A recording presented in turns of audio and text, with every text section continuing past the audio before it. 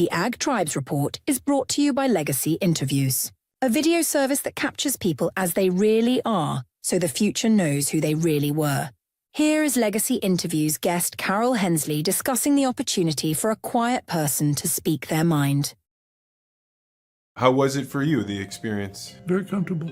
Tried to sit down every morning for a week or two and reflect on my life. And I'm recalling well over 70 years. I may not talk very much, but I think a lot. And I listen to other people. If they don't talk a lot, they're surely thinking. And if you ask them their opinion, they may share it with you. You've asked for my opinion. I don't mind sharing that. I think I probably talked more than I should have. No, not at all. Welcome to the Ag Tribes Report, a breakdown of the top stories affecting the culture of agriculture, with your host, Vance Crowe. The report begins in 3, 2, 1. Let's begin. Welcome to the Ag Tribes Report. I'm your host, Vance Crowe. Each week, I bring on a co-host to represent one of the many ag tribes that collectively make up U.S. and Canadian agriculture. This week, we have the distinct honor of having Tim Hammerich.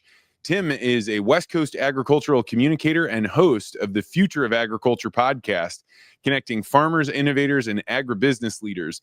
As a storyteller, amplifying ag's diverse voices, he's interviewed everyone from biotech pioneers to regenerative farmers.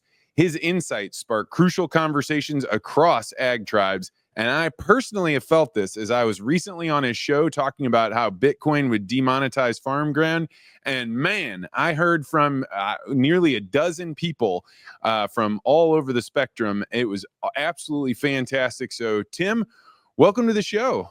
Hey, Vance, it is an honor to be here. Thank you so much. The live show it's a little bit added energy. I kind of like it. So what have you been paying attention to lately?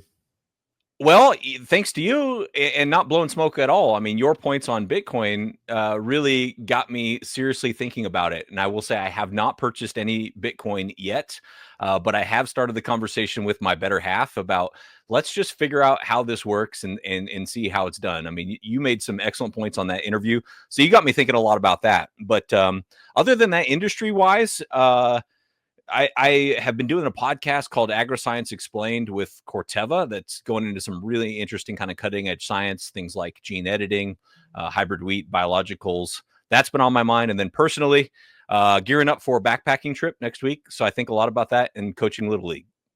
Wow, there you go. Well, tonight on the Ag Tribes Report, we're going to dive into a trade dispute stranding harvest equipment at the U.S.-Canadian border. We're going to look at the USDA's plan to close a flagship research site and talk about a new Texas facility that is there to combat the flesh-eating screwworms. And we're going to finish out by talking about a game-changing acquisition in ag tech that I think is probably the most underreported in all of agriculture. We're also going to compare farmland and Bitcoin prices. We're going to hear Tim's take on the Peter Thiel paradox, learn about his worthy adversary, and we are going to pack this all into just 30 minutes. So let's get started. All right, story number 1, trade red tape strands harvest equipment at the U.S. and Canadian border. So there's a weird story. Oklahoma farmer Ryan Sorrells is battling U.S. customs officials over a used New Holland combine stuck at the U.S.-Canada border. Purchased from Saskatchewan, the combine is held up by Section 232 tariffs, requiring proof of steel origins to block dumped foreign metal, especially from China. Sorrells put out a viral X video on August 18th, and I'm just going to go ahead and play a little clip of it right here. So I bought this CX8080 out of Waymere, Saskatchewan. It's 40 miles north of the Canadian border. I cannot get this combine across the border because as of 11:01 last night on August 18th, 2025, the Trump administration and some of them decided that to get this machine over the border, we need to know where every ounce of steel on this combine, built in Zenderland, Belgium, we need to know where every ounce of steel was, where it was smelted, where it was forged, and where it was cast. So that's anything from the mainframe, the pulleys, the engine block, the rods, the crank, the cam, the pistons are aluminum. Every piece of steel on this combine, we need to know where it come from. and I cannot get this combine across the border, and they're telling me I'm screwed. But if you're a farmer in the United States and you're going to buy something used out of Canada, whether it's a auger, a piece of tillage, a combine, a header, hell, probably even any like car, SUV, a semi, a trailer, anything, they will not let it across the border because they need to know where every ounce of steel on that thing was manufactured. And it's bullshit. It is a crock of shit. My entire life, everything I've worked for the past 20 years hangs in the balance. This has turned into a battle all of a sudden, and I want every farmer in North America knowing, in the United States, knowing what they're faced up against, and it's going to be a bitch. And they called this morning and said the deal's off. I was like, oh, the deal ain't off. There's a way, and we're going to find a way, so I'll keep y'all posted. But just wanting you guys to know what's going on. So Zarel actually had a post this morning talking about how more senators, even the president himself, knows that this is going on, but he did not have resolution as of press time. So, Tim, what do you think about this? This is wild, Vance. I mean, I think in the video earlier in a section that we weren't able to show, he talked about it sounded like this had gone into effect like overnight. Like this is something brand new. It happened at that exact time.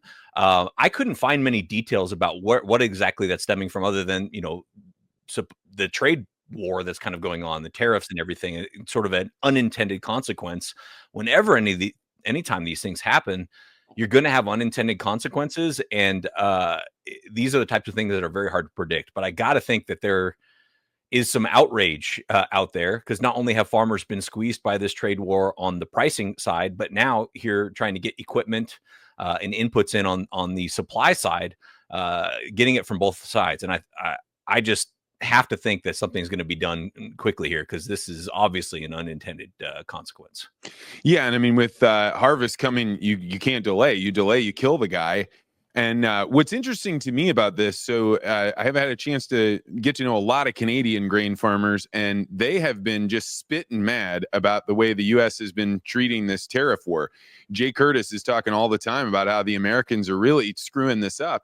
And I've kind of blown it off. I haven't taken it very seriously, because it's really just been a one-way problem. It's not been a problem for us.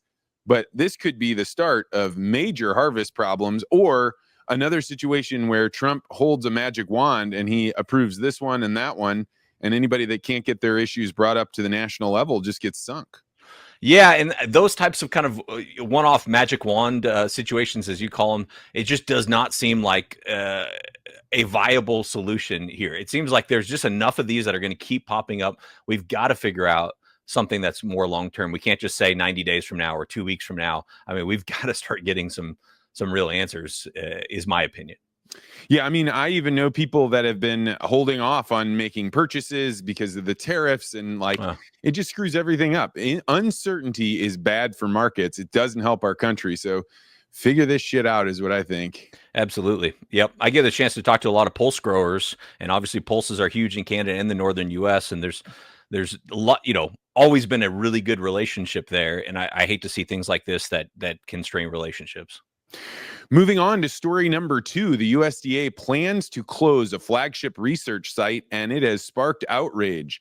On the July 25th, the USDA announced plans to close the Beltsville Agricultural Research Center in Maryland, a 7,000-acre hub for pest, blight, and crop genetics research, as a part of the reorganization, moving staff to North Carolina and Utah. Critics, including Senator Chris Van Hollen and the National Grape Research Alliance, warned that the closures threaten critical research, with 2023 whistleblower complaints citing unsafe conditions at Bark. The USDA claims cost savings, but lacks data to support this.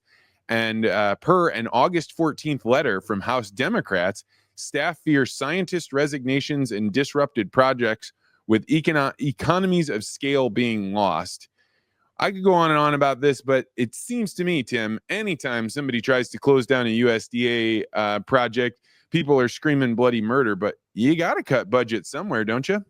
I think so. Of course, me being very biased towards ag innovation, I hate to see it happening in terms of research and innovation. I wasn't familiar with this particular research center in Maryland, being from the Western U.S.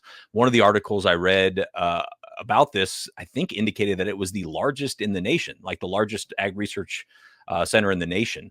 So this is obviously a big one. But again, similar to the last story where you've got farmers getting hit on both the price side as well as now on the equipment side, you've got agricultural research that's already taken some major blows. One thing I think about is venture capital. There's a significant drop in venture capital going in to fund agricultural innovation, and now we're seeing continued cuts on the public side for agricultural innovation. So you're right, you have to cut somewhere, but how much can you cut before it really does impact the future of our industry and of our economy?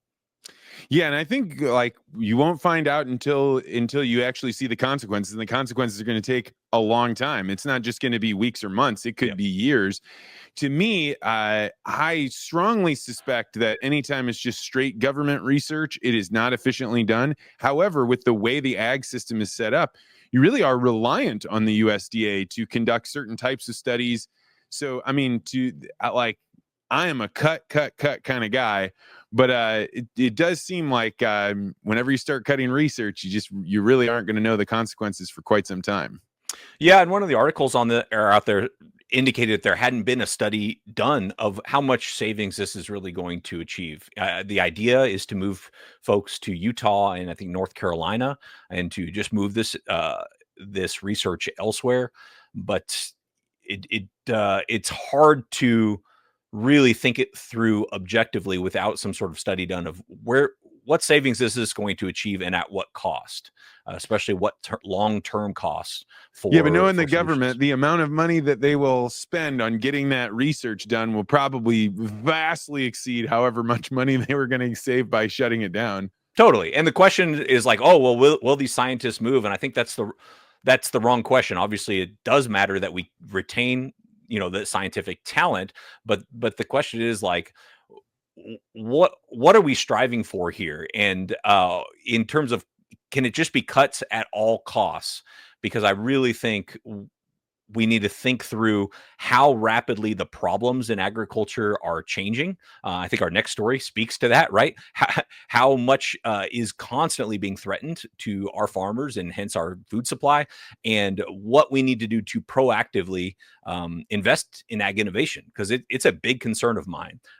Cuts in USDA, cuts in extension, drops in overall investment and funding, I think is a major issue that none of us are talking enough about, and in the long-term impacts, both in terms of domestic food security, but also just in global competitive advantage. You mentioned that VCs are cutting back their expenditure here. What do you know about that? Oh boy, the numbers I don't have fresh right in front of me, but it's something like we're down, I want to say, more than 50% from where we were on an annual basis when the high was, and I want to say the high was probably 2022, down significantly in annual VC investment into food and agriculture in general. That coincided with an overall kind of VC bubble, for lack of a better term, that burst, but certainly is not recovering the way I think a lot of people wanted it to. We had some darlings at that time, and when I say darlings, I should put those in quotes because VCs love them, although commercial viability wasn't probably an option. Things like vertical farming, things like alt beets, that sort of imploded with the lack of VC money that was propping it up. But there also are very real solutions that are now struggling to get funding the same way they might have a couple years ago. So where's the money come from to innovate? Yeah, I don't know. It's a funny thing. As liquidity dries up, all of a sudden ag doesn't seem like such a great spot, and it does seem like the VC expenditure there has not brought anywhere near the innovation that you would think you'd get for the amount of money there. All right. All right, moving on to story number 3. The USDA to build a Texas facility to fight flesh-eating screwworms. This has been a story that we've been covering for weeks, but on August 15th, the USDA announced a $750 million facility in Edinburgh, Texas, to produce 300 million sterile screwworm flies weekly, combating flesh-eating pests moving north from Mexico. The New World screwworm, which eats livestock alive, threatens U.S. cattle with Texas Governor Greg Abbott warning it could, quote, crush the industry. The USDA halted Mexican cattle imports in July, tightening supplies as beef prices hit records. A companion dispersal facility at Moore Air Force Base and $100 million for new tech aim to push the pests south. On X, ranchers applaud the move but worry about delays as the plant may take years to open. The USDA's Mexico facility set for 2026 adds support. With the U.S. cattle herd at 86.7 million, the stakes are high. Tim, pathogens are always scary. Look at avian flu and just how far the government went there. What are your thoughts on this? Is this just hype to get money spent on facilities, or is this a real thing? No, I don't think so. No, I think, well, first of all, I think if you would have said, flesh-eating screwworm a year ago, you would have got a lot of funny looks, right? But this is just an example of how these threats can emerge. No, I don't think this is just some, empty threat to try to get some pork barrel spending done. I really think this is a real threat. I think it is likely to be even a bigger threat than a lot of people are letting on from what I can read about this. I do think the innovation is interesting of looking at ways through kind of sterility to combat these pests. If I remember right, I think, was it pink bollworm? There was a cotton pest. It might have been pink bollworm where they did this with a lot of success. And I know they're talking about it in California to try to target navel orangeworm in the same way through kind of sterile males. So I think it's an interesting approach. I hope we're not too late, though. What are your thoughts on that? Well, it's funny you mentioned that. I had a chance to talk with some people that are really well acquainted with the story, and they said, look, by the time the USDA is doing this, they are already actually signaling capitulation. It is that they believe that it is going to cross the border, and so they're building facilities knowing that this is not going to stem the tide, but it may be what they use to try and get rid of it or contain it more once it's here. So there was a lot of cynicism about this, and really people gearing up, starting to make the pharmaceutical path, which people are going to need. What medicines can you give your cattle to prevent them from having their flesh eaten? It's a pretty nasty virus from the veterinarians I talked to. Awful. And from what I understand, it's not just cattle. I mean, it can spread to other animals and livestock as well. So yeah, big issue. And it sounds like then what you're hearing is that they don't foresee a scenario where we just prevent it from ever entering. I don't think so. I think these guys were like, I don't think they were happy that it was coming, but it was definitely like, oh yeah, everybody knows that this is already across the border. In fact, one of the things I heard was that the cartels, which actually have a lot of control over the Mexico cattle industry, are starting to look into pharmaceutical resolutions for their cattle problems. And it just kind of made me chuckle to think these drug cartels are now getting into the animal pharmaceutical world. But we live in a wild world. We absolutely do. Yeah. I'll just harp on it one more time, which is like, we need these investments in research and innovation. And I know they don't always pay off right away, but this is one of those places where I think it's a very worthy investment. I just wonder if something like this were already behind the ball, and it's going to be hard to recover. Moving on to our fourth and final story, Growers Edge acquires FarmTest, empowering farmers with game-changing technology. On July 29th, Growers Edge acquired FarmTest, an automated platform for field trials, in a move that may be the most underreported story from all of this last year. The company, founded by Nick Cizik, a former Ag Tribes Report guest and leading ag scientist, FarmTest enables precise plot and strip trials using GPS-enabled equipment, giving farmers data. This type of research could previously only be done by seed and chemical giants, and this is a democratization of information that could change farming as we know it.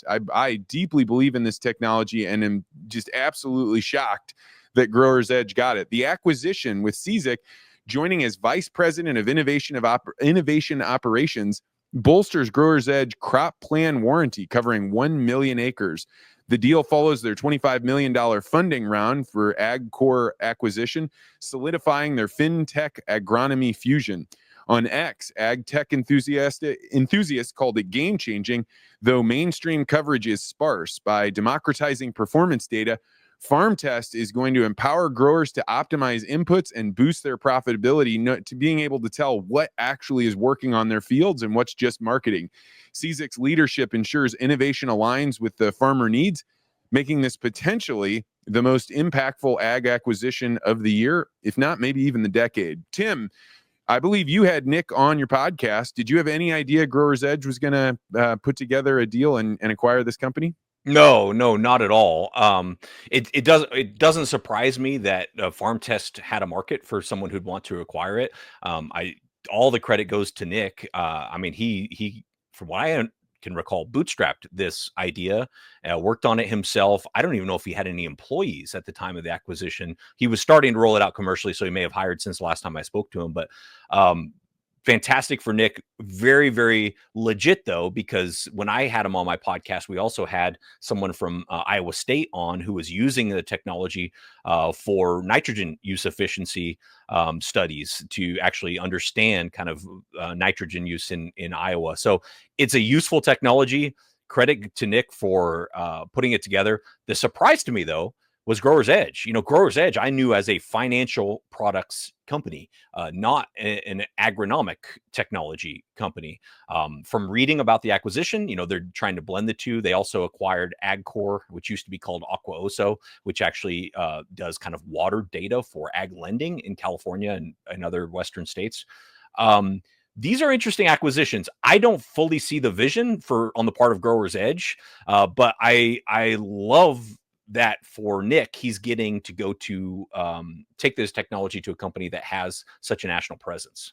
Yeah, I had the chance of getting to know Nick as he was starting this company, and the potential of that technology, is to me, it's deeply important. I mean, for so long, you'd have to have a seed salesman show up on your farm and say, "Oh, if you put this on there, you're going to get these kind of bushels off it, or if you spray this chemical, you're going to get this out of it." And Nick said, "Why don't we give this technology to farmers? They already have GPS, they already have these precision planters and combines. Why don't we actually give them the ability to know?" Not just oh, did it work on those 40 acres back there, but do strip by strip testing.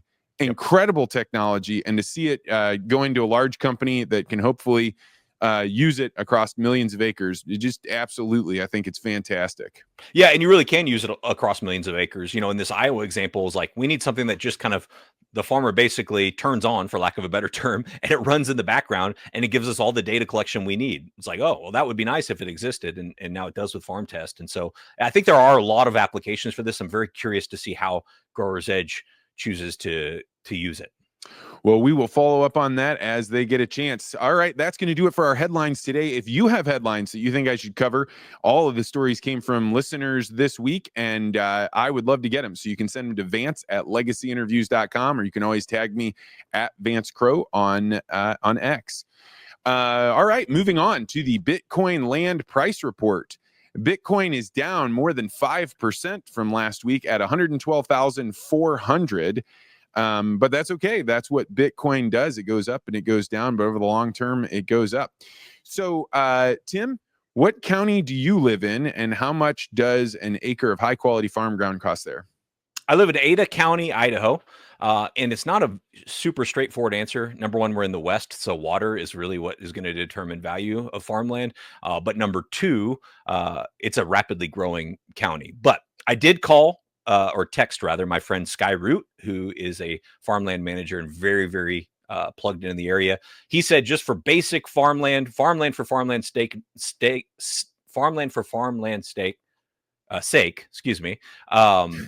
without development potential, he said about $20,000 would be an acre here. All right, goes way higher than that for development. That is one of the highest per acre values that we've ever had. I mean, we think 19, 18 is a lot in Iowa, Illinois, but 20,000. I mean, I'll take it. I believe it. When you're coming up against developers, that's what's going to happen. So at 20,000, that means that 0.177 Bitcoin would buy you an acre of ground, or in other words, one Bitcoin would buy 5.62 acres in Ada County. How does this strike you, Tim? It makes me wish I would have, been on the Bitcoin train a long time ago. So, you are in tech. You've heard me make the case. Where do you think Bitcoin could be in, let's just say, the next 3 to 5 years? Yeah, I got to think that at some point we'll be talking more about Satoshis than we will about Bitcoins, because the price will seem just so, unattainable. But yeah, if it starts to be where people want to hold their value and how they want to exchange their life energy, there is just no telling. You definitely have opened my eyes in our recent conversation. Not that I didn't know anything about Bitcoin before, but looking at it in a different way of the one kind of finite currency that can exist out there. It's definitely appealing, but I don't know as far as a price it can go to. I have no idea. I have started to say, I think that every membership driven organization that is helping farmers, quote unquote, is being almost a Luddite if they aren't bringing somebody in to do a small tutorial, teach people how do you buy it and how do you move it to a wallet. This is any group that does that for their membership is going to give them an advantage, and their members are going to flourish. And a year from then, 5 years from there, 10 years from there, those members are going to be so grateful that they were a part of that group. But it's not happening. I'm talking to ag groups all over. There are very, very few groups that are doing Bitcoin tutorials right now.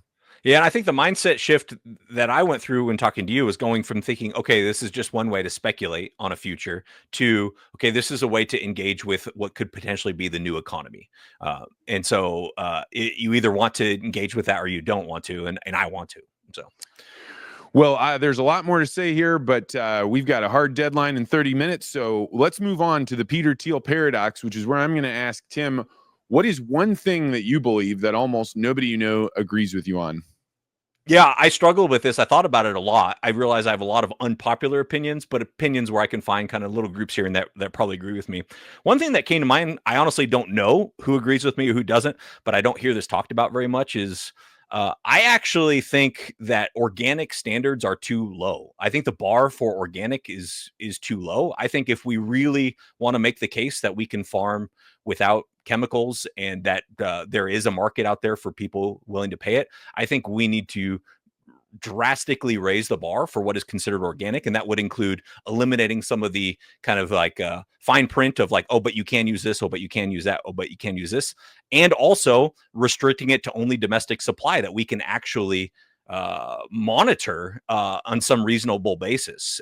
Then I think, number one, organic premiums will go way up. It'll be harder to obtain certification, but it'll also mean something.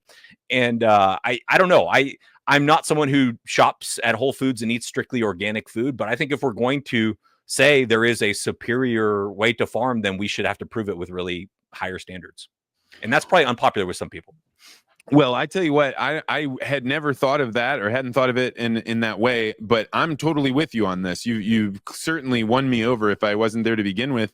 And there's some really dirty secrets in the ag world. So like you mentioned, coming from outside of the country, there are tomato seeds that leave the United States, they go to Mexico, and surprise, when they come back as tomatoes, they went over as conventional and now they're organic and they're being sold for even more. You couldn't do that in the United States. U.S. farmers can't do that. So now you're participating in this like greenwashing cleaning. And I think a lot of people in the organic world say that the standards got lower when the USDA got involved, when it was the USDA set rules up, and then they set those rules up that made it so that the people that, controlled policy were able to get their products through.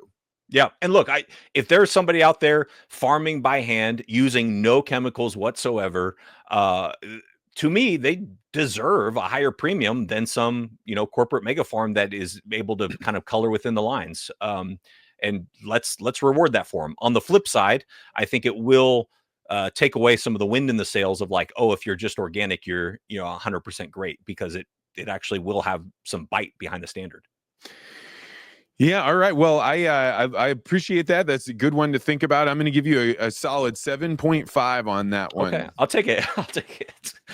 Moving on to the worthy adversary, Tim, who is one person that you respect, but you strongly disagree with? Yeah. You asked some great questions because I struggle with this one as well. The one that came to mind, and he's the one who, because on my Twitter feed, I always see posts that I'm like, oh, is that what I don't know that I believe that, is a guy who goes by Aspiring Peasant. His name is Dave. We started following each other because we're both huge fans of Posterity Cider Works. Shout out to them, the best cider in the world, made in Calaveras County, California. But we are both kind of advocates for them. And so I started following him. He started following me. And his first pinned tweet is like 100% I agree with. It's like, my politics are grow your own food, be a good neighbor, buy local, read old books, drive less, simplify, slow down, make compost, cultivate earnest empathy, spend as much time with your family as possible, find the others, make friends and support them, and don't be a dick. That's his pin tweet. I'm like, okay, 100% on board with all those things. But as he's tweeting about some political issues, I realized like how much my bubble is very, very limited. And he's seeing things from a totally different angle. He's also a former Navy SEAL, seems like a great guy, but with some ideas that I sometimes struggle to resonate with fully. So it's good for me, the type of people I want to follow on a platform like X. What are some of the types of ideas that you don't resonate with? Oh gosh. So I would say on the political spectrum, certainly some of the localism ideas I think are a little bit idealistic, as far as like we're all just going to grow our own food and live locally and be happy. And that's a bit of a straw man. That doesn't encompass his point of view exactly, but that would be some places where I think we would probably disagree. On the political spectrum, certainly he would lean quite a bit further left, I would think, than I would. I hate to make up somebody's argument for them, but as I see posts, I looked at his post. You're being fair. Yeah. All right. I know that you have a hard stop, so I want to quick throw this out there. If people wanted to learn more about your show or get involved with you, some of your other work, where would they go to do that? Sure. Best place is just, check out the podcast Future of Agriculture. Find me on LinkedIn or on X, Tim Hammerich. And yeah, would love to connect if you're looking to kind of engage with more sort of independent ag media. And Vance, while we're on that topic, I love what you're doing here. We need more media like this. And so I hope you continue doing this. Well, this is absolutely the truth. When I did your podcast, I heard from very serious people from all throughout agriculture, and I was like, man, Tim commands a really strong audience. So I was honored to be on your show, and I'm glad you were willing to come on mine. Absolutely. It was fun. Have a good day, man. All right. Well, we had a wonderful show. I am going to wrap up. I actually have a new video to show you. Many of you know that when I'm not doing legacy interviews, I'm engaging. I go give speeches about communication, about resolving problems that you can't see. And right now, there are a lot of conferences that are coming up. If you're on a planning committee, if you're on a board, if you're a member of an organization, then I would really appreciate it if you found that some of the things I talk about would be worthwhile to your organization to have me come talk about them. I'd love to do that. So I'm going to show a video on the closeout of this. Also, legacy interviews. These are really speeding up. We are going to have a very, very busy August and September into October. And then, as the holidays get started, we'll be doing more selling than recording interviews. But if you have been thinking about it, let me highly recommend get on the list now. We are really getting busy. The other day, we had a couple of phone calls and people were like, you really have that long of a wait list? Like, is there any way I can get in sooner? And I hate talking to people like that because, we want to get those. We don't want to make you feel the pressure of like, you want it, but you haven't gotten it yet. So definitely, if you are interested in having us do your legacy interview, go to legacyinterviews.com to find out more. All right. I'm going to show you this video of the topic that I speak on called The Man on the Box. And then we'll see you next week. And as always, feel free to disagree. I was in the Peace Corps teaching Kenyan villagers how to prevent malaria, when one day I was outcompeted by a snake oil salesman who stood on a box in the town square and told a better story. I was devastated and spent the next 10 years learning why people listen to him instead of me. In this talk, I share what I've found. I'll teach you how to tell your story, how to introduce yourself, how to talk about your organization and what you have to offer in ways that make people want to listen, so we will never again lose to the man on the box.